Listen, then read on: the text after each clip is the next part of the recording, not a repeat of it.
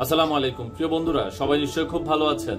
বর্তমানে ইউরোপের অধিকাংশ দেশে অবৈধ অভিবাসীদের জন্য বৈধতা পাওয়ার পথ দিন দিন কঠিন হয়ে পড়ছে। দীর্ঘদিন থাকার পরেও অনেক দেশে বৈধতার জন্য জটিল শর্ত আরোপ করা হচ্ছে।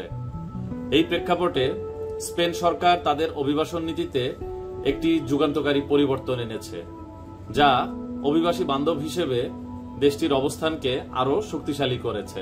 তাই আমি আজকের আলোচনায় আপনাদের সামনে তুলে ধরব স্পেনে মাত্র 2 বছরে আপনি কিভাবে বৈধ হতে পারবেন এবং সেই প্রক্রিয়াটার প্রতিটি ধাপ A to Z আমি ব্যাখ্যা করব। তাই সম্পূর্ণ ভিডিওটি দেখার আমন্ত্রণ রইল। আর আপনারা যারা আমার চ্যানেলে নতুন, চাইলে চ্যানেলটি সাবস্ক্রাইব করে রাখতে পারেন, কারণ আপনারা আমার চ্যানেলে সবসময় ইউরোপের আপডেটেড তথ্যগুলোই পাবেন।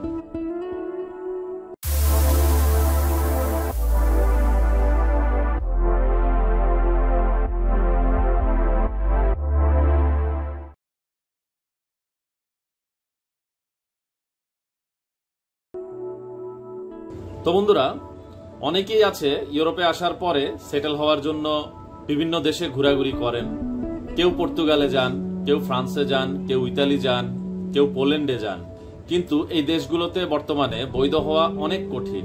তাই বর্তমানে স্পেনই হচ্ছে ইউরোপে সেটেল হওয়ার সর্বশেষ ভরসা।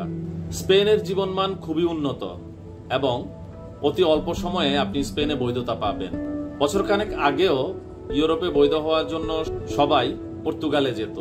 তো পর্তুগালে আসলে গত 3 বছরেই রাজনৈতিক অস্থিরতা, প্রতি বছরেই সরকার পরিবর্তন হচ্ছে, যার কারণে পর্তুগালে এখন এই মুহূর্তে অভিবাসন বিরোধী সরকার চলছে। বর্তমানে পর্তুগালের অভিবাসন নীতিতে ব্যাপক পরিবর্তন আসায় এখন আর কেউ সহজে পর্তুগালে বৈধ হতে পারবেন না। এজন্য আমি বলবো, এখন এই মুহূর্তে আপনারা যারা অবৈধ হয়ে যাচ্ছেন বা অবৈধ হওয়ার দ্বার প্রান্তে আছেন, অথবা যারা অবৈধভাবে আছেন এবং যারা ট্যুরিস্ট ভিসা নিয়ে ইউরোপে আসছেন, কিংবা যারা ইউরোপে দ্রুত কাগজ করতে চান এবং ইউরোপে দ্রুত ফ্যামিলি আনতে চান, তাদের একটাই রাস্তা, সেটা হচ্ছে স্পেন। তো স্পেনে বৈধ হওয়ার প্রথম যে ধাপটা, সেটা আগে নর্মালি 3 বছরের মধ্যে হয়ে যেত। এখন স্পেন সরকার একটা ঘোষণা দিয়েছে, 2 বছরের মধ্যে চাইলে আপনি সেই কাগজ করে নিতে পারবেন। কিন্তু এর জন্য অবশ্যই আপনাকে একটা হাউস কন্ট্রাক্ট লাগবে, একটা জব লাগবে, আপনার ল্যাঙ্গুয়েজ কোর্সের একটা প্রুফ লাগবে এবং অবশ্যই আপনাকে 2 বছর সেখানে জব করতে হবে এবং আপনার ওখানে 2 বছর ট্যাক্স প্রদান করতে হবে। এই 2 বছরে আপনার যে ট্যাক্স দেওয়া লাগবে সেটার পরিমাণও কিন্তু সরকার কমিয়ে দিয়েছে। তাই আপনি স্পেনে মাত্র 2 বছরে কিভাবে বৈধ হতে পারবেন, এই বিষয়টাই এখন আমি একটু ডিটেল বলছি। বন্ধুরা, প্রথমত বাংলাদেশ থেকে যদি কেউ আসেন অথবা ইউরোপের যে কোনো দেশ থেকে যদি কেউ স্পেনে আসেন, যে কেউ যে কোনোভাবে, সেটা বৈধ অবৈধ যে কোনো উপায়ে যদি আপনারা স্পেনে একবার ঢুকতে পারেন, তো স্পেন সরকার ঘোষণা করেছে যে আগে 3 বছর ছিল, এখন 2 বছরে তারা রেসিডেন্সি দিবে। আপনারা যখন স্পেনে ঢুকবেন, ঢোকার 48 ঘন্টার মধ্যে আপনাদেরকে প্রথমে কোনো একটা বাসা ভাড়া করতে হবে। অর্থাৎ আপনি যখন 48 ঘন্টার মধ্যে একটা রুম অথবা একটা বাসা ভাড়া করবেন, সেটা আপনার একটা কন্ট্রাক্ট হবে বা আপনার একটা ডকুমেন্ট হবে। এই বিষয়টা কিন্তু খুবই সিরিয়াস। বাসা ভাড়াটা আপনাকে কিন্তু 48 ঘন্টার মধ্যেই করতে হবে। তবে আমি একটা পরামর্শ দিতে পারি, যেটা হচ্ছে যে আপনারা আগে থেকে যদি আপনার কোনো পরিচিত বন্ধু বান্ধব বা আত্মীয় স্বজনের মাধ্যমে বাসাটা অ্যারেঞ্জ করে রাখতে পারেন, তাহলে সেটা সবচেয়ে ভালো হয়। অর্থাৎ আপনি যাওয়ার সাথে সাথেই তখন আপনার বাসা ভাড়ার কন্ট্যাক্ট করে ফেলতে পারবেন, কালক্ষেপণ হবে না বা এই বিষয়টা নিয়ে আপনাকে বাড়তি টেনশন করতে হবে না। আর যদি আপনার স্পেনে পরিচিত কেউ নাও থাকে, আপনি স্পেনে ঢোকার সাথে সাথেই বিভিন্ন বাঙালি পাবেন যারা আপনাকে এই ব্যাপারে সহযোগিতা করবে। মানে যে কোনো উপায়ে 48 ঘন্টার মধ্যে আপনাকে একটা অ্যাড্রেস অ্যারেঞ্জ করতেই হবে। তবে বেশিরভাগ ক্ষেত্রে মানুষ রুমই রেন্ট নেয়, সেক্ষেত্রে বাসার যেই অ্যাড্রেসটা থাকবে সেটা আপনার হাউস কন্ট্রাক্ট হিসেবে কাজ করবে। তারপর আপনি সে হাউস কন্ট্রাক্ট নিয়ে লোকাল মিউনিসিপ্যালিটি অফিস বা যেটা কাউন্সিলর অফিস বলা হয়, সেখানে যে আপনাকে ওই ডকুমেন্টটা দিয়ে একটা সার্টিফিকেট তুলতে হবে। এই সার্টিফিকেটটা আপনাকে 6 মাস পর পর তুলতেই হবে, কারণ আপনাকে তাদেরকে প্রুফ করতে হবে যে আপনি সেম ঠিকানাতেই আছেন। তো বন্ধুরা, আপনার বাসার কন্ট্রাক্টটা হয়ে যাওয়ার পরে আপনার দ্বিতীয় কাজ হবে একটা জব ম্যানেজ করা।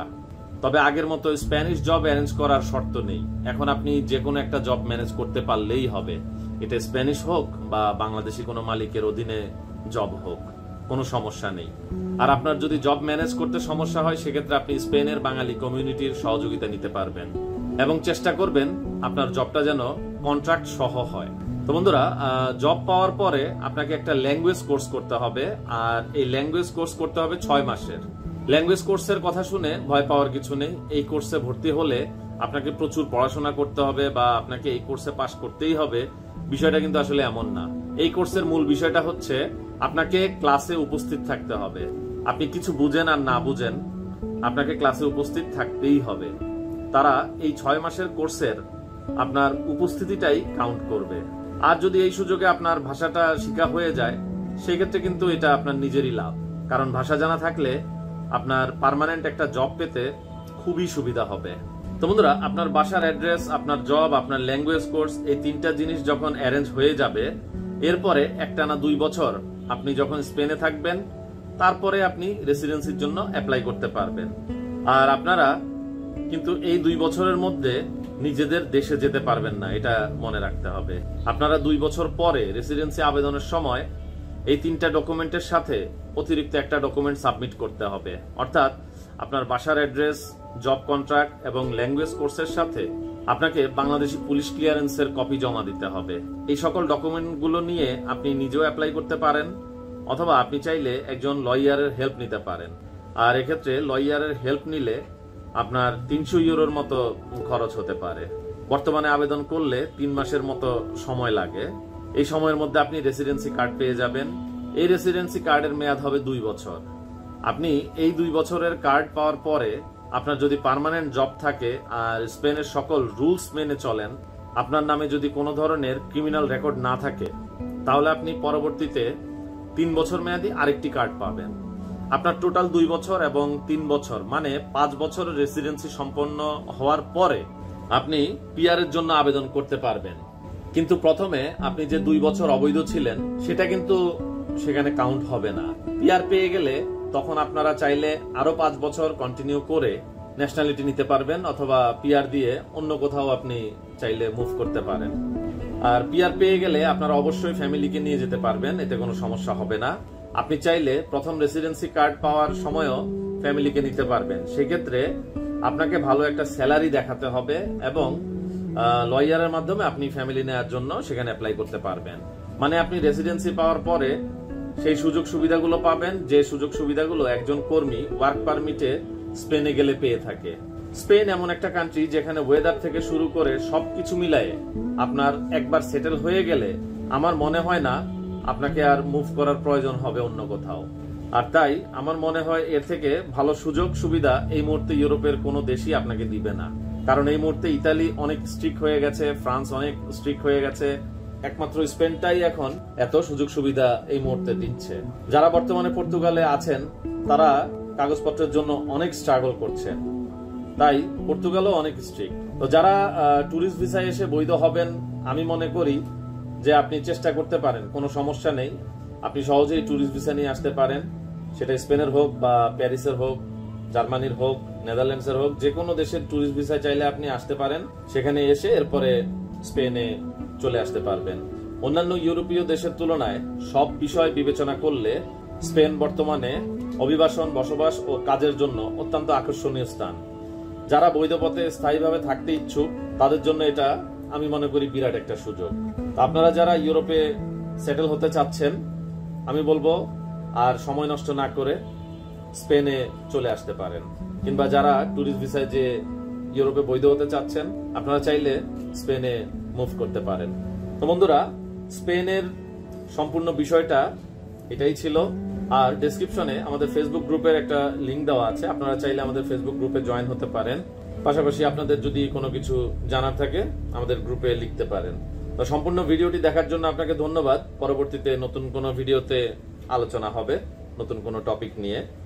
তখন পর্যন্ত সবাই ভালো থাকবেন। আল্লাহ হাফেজ।